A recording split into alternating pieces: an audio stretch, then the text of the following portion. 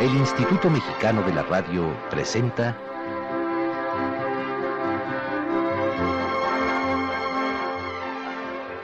Fantasías en Carrusel.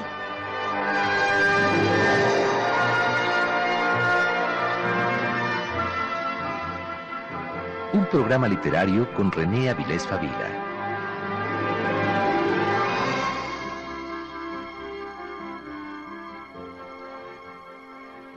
Diles que no me maten.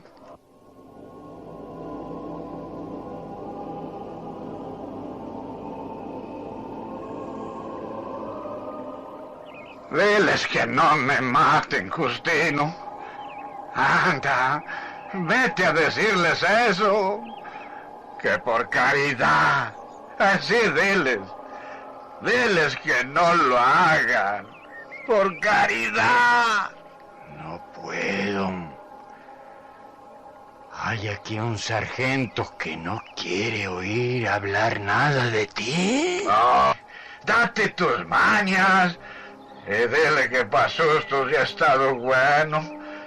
Dile que lo haga por caridad de Dios. No se trata de sustos. ¿Ah? Parece que te van a matar de a de veras. Y yo ya no quiero volver allá. Anda otra vez. Solamente otra vez. A ver qué consigues. No tengo ganas de ir. Según eso, yo soy tu hijo. Y si voy mucho con ellos, acabarán por saber quién soy. Y les dará por fusilarme a mí también. Es mejor dejar las cosas de este tamaño. No. Anda, Justino. Diles que tengan tantita lástima de mí.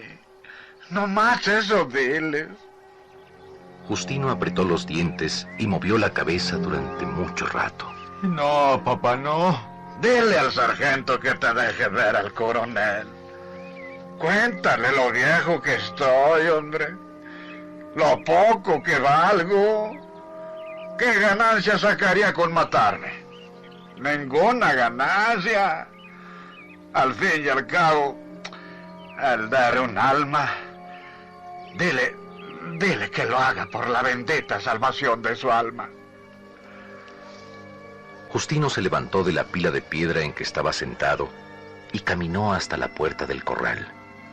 Luego se dio vuelta para decir: Voy, pues. Órale. Pero si de perdida me afusilan a mí también, ¿quién cuidará de mi mujer y de mis hijos? La providencia, Justino. Ella se encargará de ellos. Tú ocúpate de ir allá y ver qué cosas haces por mí. Eso es lo que urge. Lo habían traído de madrugada y ahora era ya entrada la mañana y él seguía allí, amarrado a un horcón.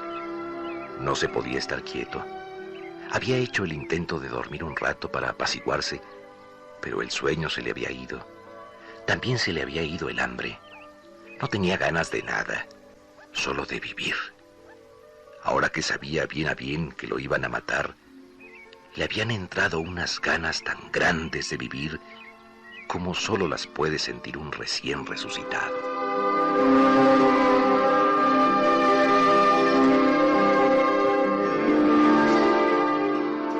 Buenas noches. Acabamos de escuchar la primera parte del cuento Diles que no me maten, que ilustrara el programa de hoy, dedicado a esa figura fundamental de las letras mexicanas, Juan Rulfo.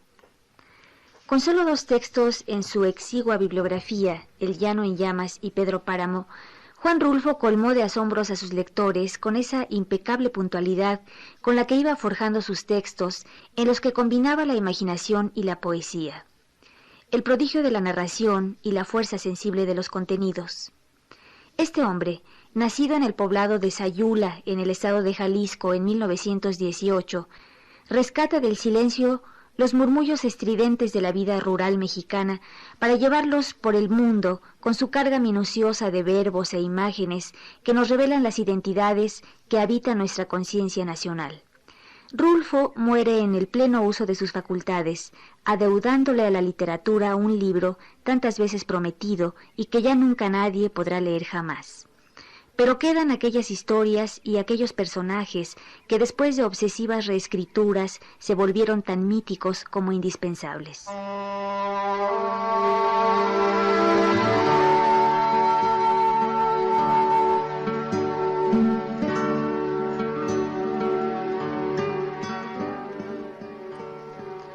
En esta emisión de Fantasías en Carrusel, el maestro René Avilés Favila nos hablará de la obra y la personalidad de Juan Rulfo. René, ¿cómo estás? Buenas noches. Buenas noches, Rosa Marta. René, ¿nos podrías contar cómo fueron los primeros encuentros tuyos con Rulfo, el literario y el personal? ¿Cómo recuerdas esas experiencias? Bueno, recuerdo antes que nada al Rulfo literario. Leí El Llano en Llamas y Pedro Páramo, pues prácticamente saliendo de la adolescencia, a los 15 años, a los 16 tal vez. Había tenido un éxito extraordinario su aparición.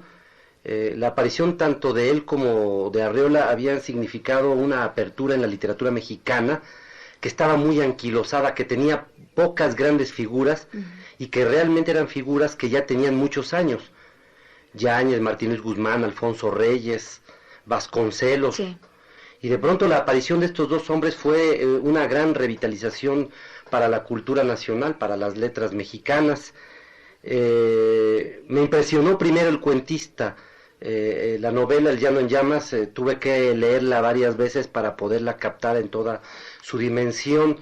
Después me enteré por críticos amigos de él, por José Luis Martínez, por Ali Chumacero, que originalmente El Llano en Llamas, Pedro Páramo es una novela de alrededor de 500 páginas, y que con mucho rigor Rulfo fue reduciendo hasta que quedó, decir, lo esencial, una obra maestra. Y esto es muy importante, Rosa Marta, porque en términos generales el escritor, cuando siente que un libro no está bien, piensa ¿qué falta?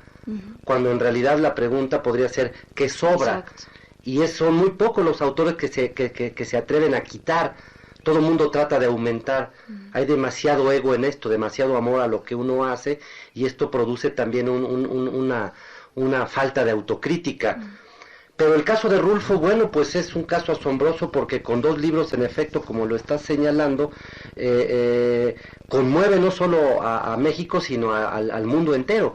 Sí, Rulfo es un escritor multitraducido y conocido en todas partes del mundo, con un enorme prestigio y un gran respeto.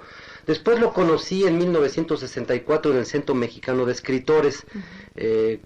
Tuve la beca del centro, que entonces se daba a jóvenes aspirantes a escritores, y los maestros, como ya hemos comentado en algún programa, creo que en el de Arreola, eran Arreola, Rulfo y el doctor Francisco Monterde, también dramaturgo, novelista, poeta, cuentista.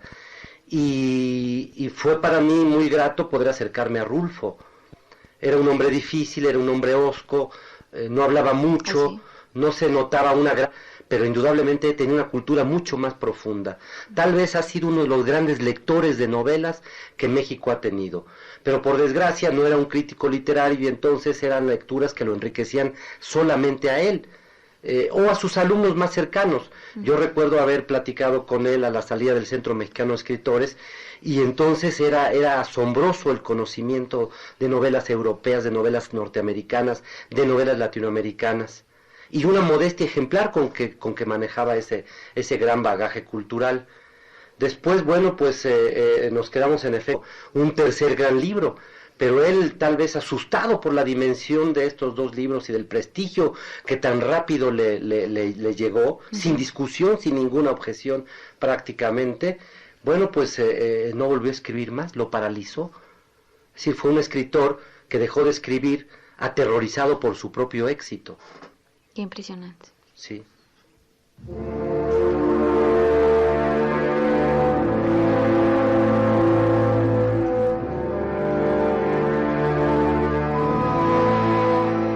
¿Quién le iba a decir que volvería aquel asunto tan viejo, tan rancio, tan enterrado como creía que estaba? Aquel asunto de cuando tuvo que matar a don Lupe, no nada más por no más, como quisieron hacerle ver los de Alima, sino porque tuvo sus razones. Él se acordaba. Don Lupe Terreros, el dueño de la Puerta de Piedra, por más señas, su compadre, al que él juvencionaba, tuvo que matar por eso, por ser el dueño de la Puerta de Piedra, y que siendo su compadre, le negó el pasto para sus animales. Primero se aguantó, por puro compromiso, pero después, cuando la sequía en que vio cómo se le morían uno tras otro sus animales hostigados por el hambre, y que su compadre, don Lupe, seguía negándole la hierba de sus potreros, entonces fue cuando se puso a romper la cerca y a arrear a la bola de animales flacos hasta las paraneras para que se hartaran de comer. Y eso no le había gustado a don Lupe, que mandó tapar otra vez la cerca para que él, juvencionaba, le volviera a abrir otra vez el agujero, hasta que una vez don Lupe le dijo: Mira, Juvencio, otro animal más que metas al potrero y te lo mato. Oh, pues, mire, don Lupe, yo no tengo la culpa de que los animales busquen su acomodo. Ellos son inocentes. Ay, se lo haiga si me los mata. Y le mató un ovillo. Esto pasó hace 35 años, por marzo, porque ya en abril andaba él en el monte, corriendo del exhorto. No le valieron ni las 10 vacas que le dio al juez, ni el embargo de su casa para de la cárcel. Todavía después se pagaron con lo que quedaba, nomás por no perseguirlo, aunque de todos modos lo perseguían. Yo entonces calculé que con unos 100 pesos quedaba arreglado todo. El difunto don Lupe era solo, solamente con su mujer y los 2 muchachitos, todavía de agata. La viuda murió también, dizque de la pena. Y a los muchachitos se los llevaron lejos. Pero los demás me asustaban para robarme lo poco que me quedaba. Por ahí andan unos cuereños, Juvencio. Y yo echaba pa'l monte. A veces tenía que salir a la medianoche, como si me fueran correteando los perros. Eso duró toda la vida. No fue ni un año, ni 2. Fue toda la vida.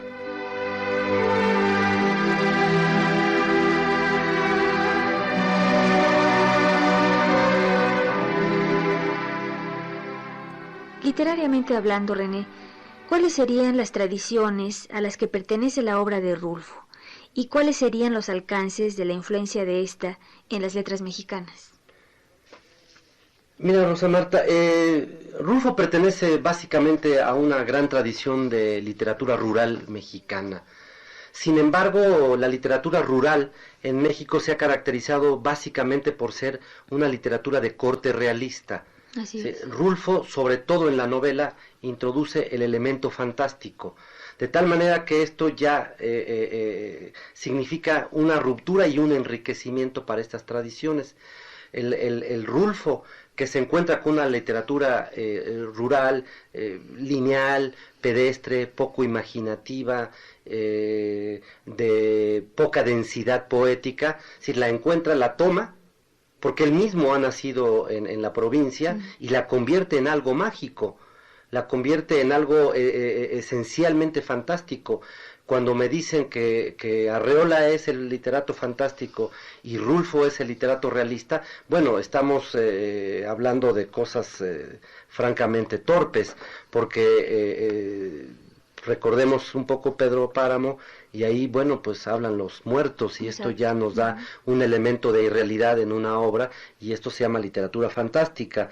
Yo creo que después de Rulfo es muy difícil volver a la literatura rural, al menos en los tonos que hasta antes de él existían. Él corona la literatura rural y prácticamente le cierra las posibilidades a los seguidores. Se puede seguir desde luego hablando de la literatura rural, se puede seguir escribiendo del campo, no cabe duda que es de una gran riqueza en México, sin embargo es muy difícil superar lo que Rulfo hace. Por un lado, esto nos lleva a la segunda parte de tu pregunta, ¿cuál es la influencia en las letras mexicanas? Seguramente ha sido muy amplia, pero seguramente también no tiene ninguna importancia. Es decir, conozco no docenas, Rosa Marta, cientos de autores, de escritores que han tratado de escribir como Rulfo. Pero no basta con tomar la temática rural para escribir una novela de la dimensión de Pedro Páramo. Y además sin ningún éxito. Se necesitaría el talento, el rigor Rulfo, y desde luego insistiría en este elemento de densidad poética. Yo creo que la prosa poética que maneja Rulfo, ningún otro prosista la ha alcanzado. Ni Revueltas, ni Fuentes, ni Yáñez, ni Martín Luis Guzmán. Yo creo que es un fenómeno muy especial. De tal manera que, bueno, sí hay seguidores, pero todos son de muy poca calidad. No tendría caso citar nombres, no valdría la pena.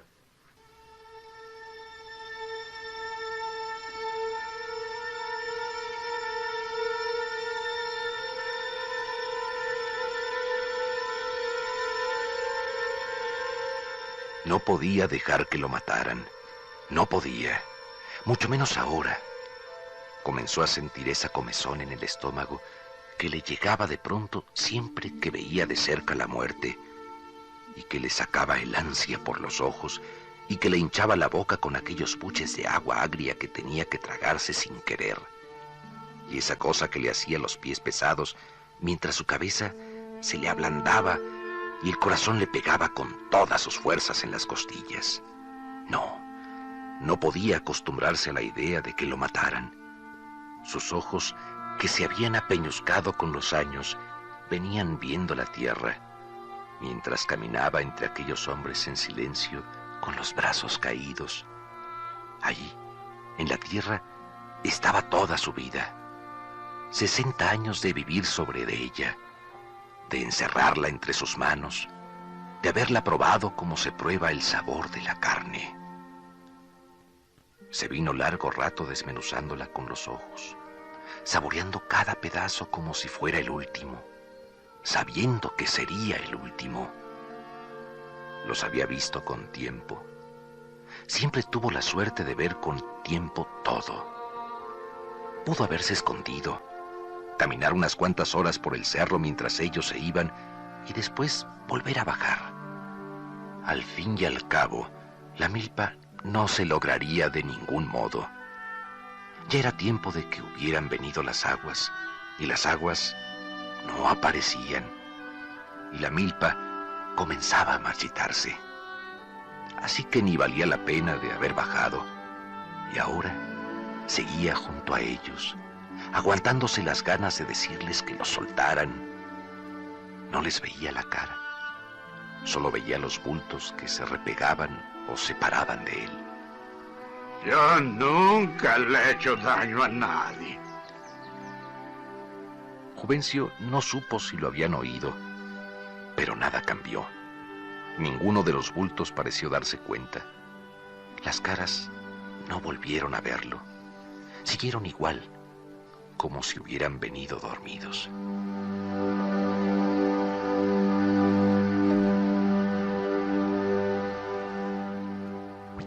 Las escasas 300 páginas que abarcan el trabajo de Juan Rulfo conforman 2 libros impresionantes, Pedro Páramo y El llano en llamas. Y se les asocia con 3 conceptos, el realismo mágico, lo real maravilloso y la prosa poética. ¿Nos podrías decir, René, a tu juicio, tú piensas que estos se explican o solo sirven para etiquetar el universo rulfiano? Yo pienso que en efecto son etiquetas.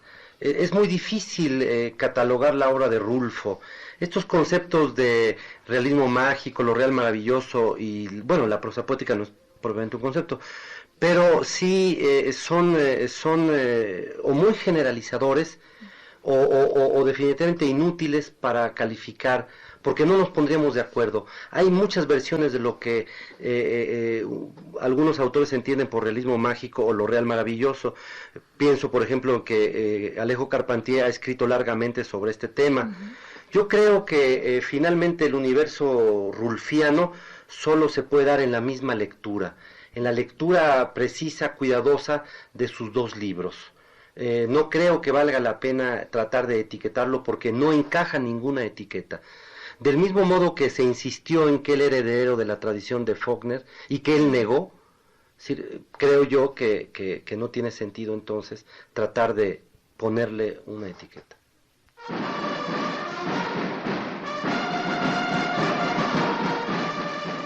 Mi coronel, aquí está el hombre. ¿Cuál hombre? El de palo de venado, mi coronel. El que usted nos mandó a traer. Pregúntale que si ha vivido alguna vez en Alima. ¡Ey, tú! Que si has vivido en Alima. Sí. Dile al coronel que de allá mismo soy.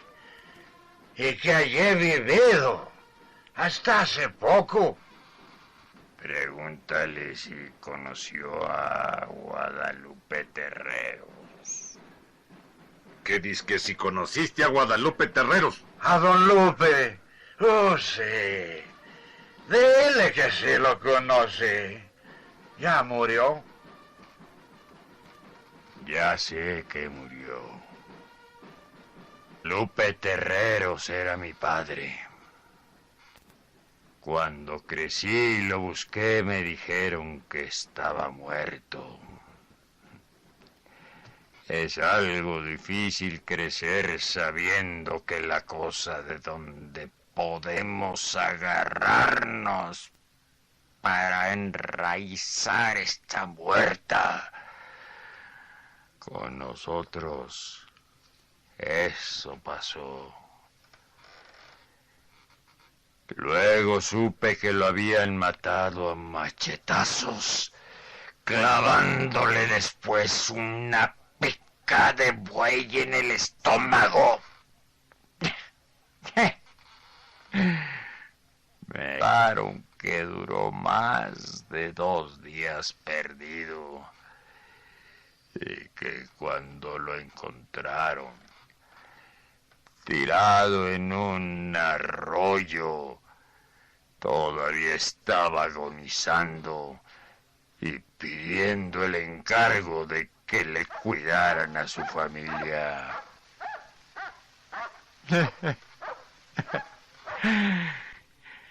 Esto con el tiempo parece olvidarse.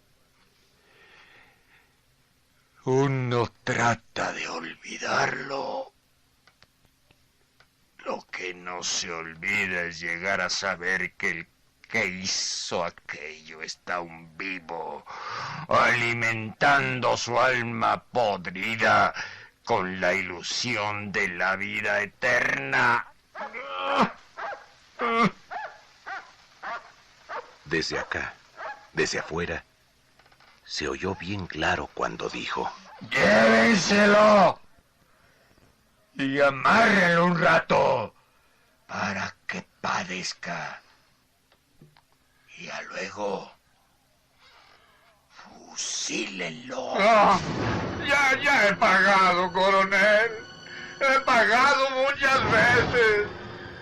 Todo me lo quitaron. Me castigaron de muchos modos. Me he pasado cosa de 40 años. Escondido como un apestado, siempre con el pálpito de que en cualquier rato me matarían. No, coronel, no merezco morir así. Déjeme que al menos el Señor me perdone. No me mate. Diles que no me maten. Díselo. ¡Amárrenlo! Y denle algo de beber hasta que se emborrache. Diles que no para me que maten. no le duelan los tiros.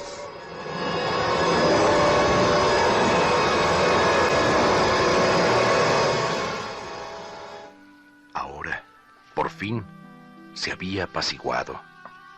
Estaba arrinconado al pie del horcón, había venido su hijo Justino. Lo echó encima del burro. Lo apretó bien apretado al aparejo para que no se fuera a caer por el camino. Le metió su cabeza dentro de un costal para que no diera mala impresión. Todavía era tiempo para arreglar el velorio del difunto. Tu nuera y los nietos te extrañarán. Te mirarán a la cara y creerán que no eres tú.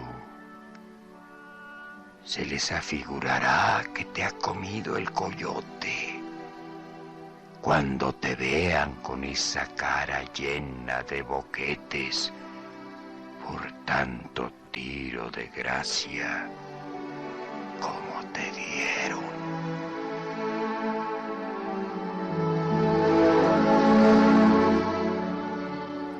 ¿Por qué Juan Rulfo dejó de pronto de escribir, René, y se dedicó a su burocrático trabajo en las oficinas del Instituto Nacional Indigenista? ¿Por qué solo 2 libros y un puñado de guiones cinematográficos? Bueno, habíamos dicho hace un momento que Rulfo se paralizó por su éxito. Tuvo un terrible temor a no superar lo escrito. Y en este sentido fue un caso único de rigor en México. Otro hubiera escrito los libros que fueran, sin importarles que fueran o no mejores que los anteriores. Respecto a su trabajo burocrático, bueno, esto es lo dramático de países como el nuestro, en donde el mejor escritor del país tiene que trabajar en una modestísima oficina burocrática para poder sobrevivir. El más grande autor mexicano era un burócrata. El Estado, el sistema lo había convertido en un burócrata. Y el hombre, bueno, tenía que trabajar para poder sobrevivir. De tal manera que este fue un caso tal vez muy impresionante, muy llamativo, porque no estamos hablando de cualquier escritor, estamos hablando de alguien que tuvo la consagración muy rápida, y era justo que pudiera él haberse dedicado solo a su trabajo literario o simplemente a leer. Yo creo que había cumplido de sobra con esos 2 libros notables. Creo yo que pudo haber, a él le gustaba el cine, pudo haberse dedicado al cine, sin embargo, se vio en la necesidad de trabajar como un burócrata. Alguna vez me dijo que él vendía alrededor de 100,000 o 100 y tantos mil libros al año, pero que esto le significaba apenas una miseria para sobrevivir. De tal manera que Rulfo, con todo su éxito, no podía vivir de la venta de sus libros. Y por lo tanto tenía que trabajar pues en lo único que podía trabajar, en la burocracia indigenista, ¿no? René, muchas gracias y buenas noches. Buenas noches, Rosa Marta. Y a ustedes que nos escuchan, gracias por su atención.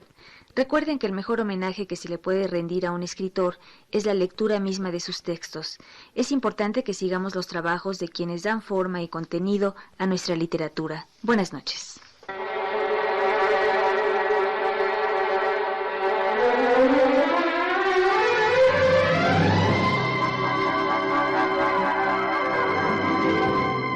El Instituto Mexicano de la Radio presentó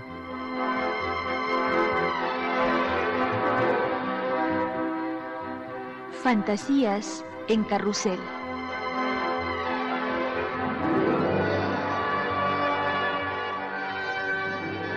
un programa literario con René Avilés Favila. Actuaron en este programa Luis Miranda, Humberto Espinosa y Federico Engels. Guión Jairo Calixto. Musicalización Vicente Morales.